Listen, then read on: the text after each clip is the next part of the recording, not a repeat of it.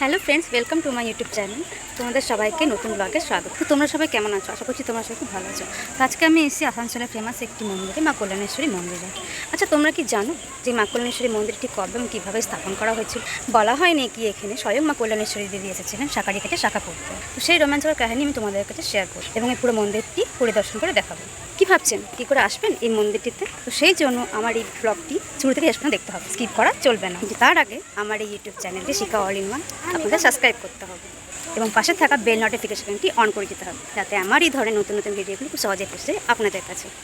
তো আমরা এখন যাচ্ছি না কল্যাণেশ্বরী মন্দিরে, আর সবসময়ের মতো আমার পার্টনার আমার মেয়ে।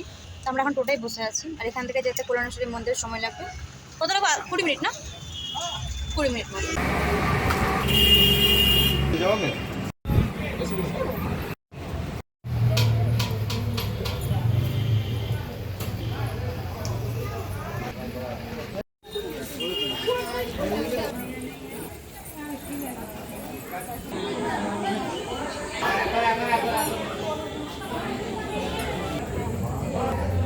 তো আমি এখানে 101 টাকা ডালা কিনেছি। আমার ডালার মধ্যে দিয়েছি জবা ফুলের মালা, আলতা সিঁদুর, ধূপকাঠি, প্যারা, শাখা আর একটি মায়ের চুড়ি আর টি।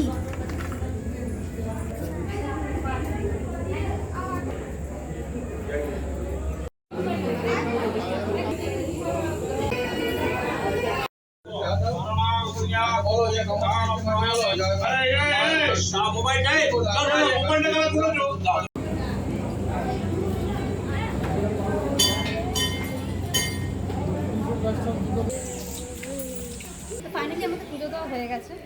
তো অনেকদিন ধরে ভাবছিলাম মা কল্যাণেশ্বরী মন্দিরে আসে পুজো দিতে, বাট হচ্ছিল না কোনো কারণে। তো আজকে আমার পুজো দিয়ে খুবই আনন্দ হচ্ছে, খুবই মনে একটা শান্তি লাগছে। কথিত আছে 1200 বছরেরও বেশি পুরনো এই মন্দিরটি স্থাপনা করেছিলেন মহারাজা বল্লাল সিং। প্রাচীন তথ্য থেকে জানা যায় যে কাপালিক দেবনাথ চট্টোপাধ্যায় এখানে এসেছিলেন মায়ের সাধনা করার জন্য। সেই সময় ছিল এখানে ঘন ঘন জঙ্গল। বল্লাল সিং ছিলেন কাপালিকের ভক্ত। তার নির্দেশ মেনে শোভনপুরে এই মায়ের শ্যামারূপার মন্দিরটি নির্মাণ করা হয়। প্রায় বহু বছর ধরে সেখানে দেবী শ্যামারূপার আরাধনা করা হয়। কিন্তু জনবসতি দিন দিন বেড়ে উঠলে কোলাহলে রুষ্ট হয়ে মা কল্যাণেশ্বরীতে 1 ফুট গর্তের নিচে আশ্রয় নেয়।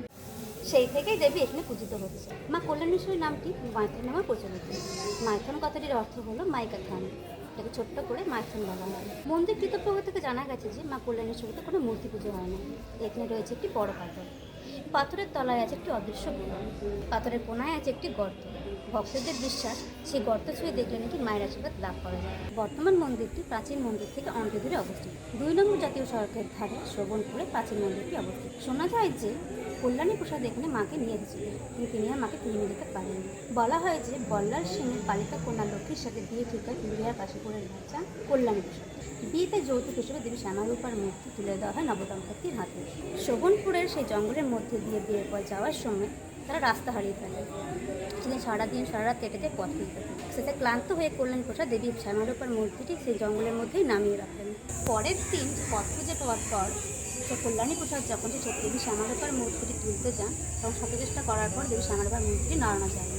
সেই থেকে সেই জঙ্গলের মধ্যেই মা কল্যাণেশ্বরী মন্দিরটি নির্মাণ করা হয়েছে। বলা হয় যে কল্যাণী প্রসাদের নাম অনুসারে মা কল্যাণেশ্বরী মন্দিরটির নাম রাখা হয়েছে। দেবী কল্যাণেশ্বরী মন্দির নিয়ে আরও একটি কাহিনী শোনা যায়। বলা হয় যে বর্তমান মন্দির নির্মাণের সময় এখানে ছিল একটি ঘন জঙ্গল এবং জঙ্গলের পাশ দিয়ে গেছে একটি ছোট্ট নদী। একদিন সেই নদীর সেই ঘাটে এক শাঁখারি কেটে শাঁখা পড়তে আসে এই গ্রামেরই এক যুবতী।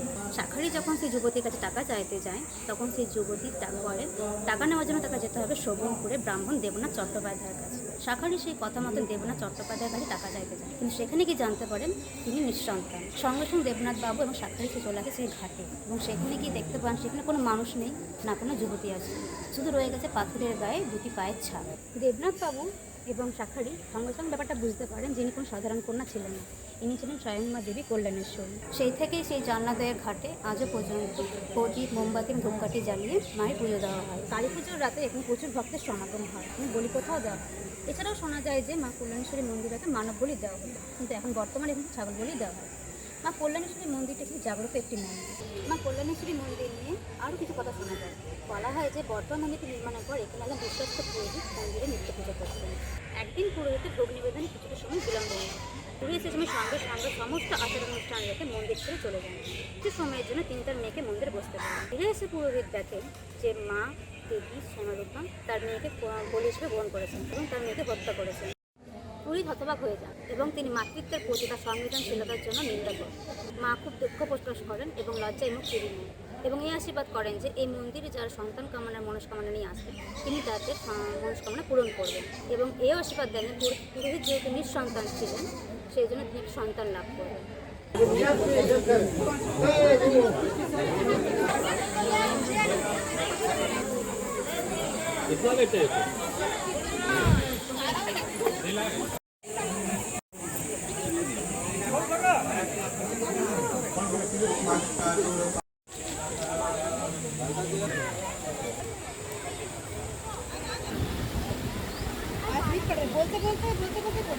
এই সেই চালাদের ঘাট যেখানে স্বয়ং মা দেবী কল্যাণী সেই শাখারির কাছে শাখা করেছে।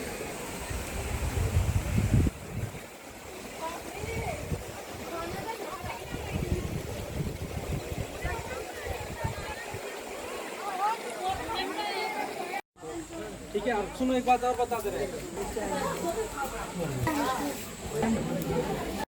মা কল্যাণেশ্বরী মন্দিরে এই মূর্তিটা কিনলাম।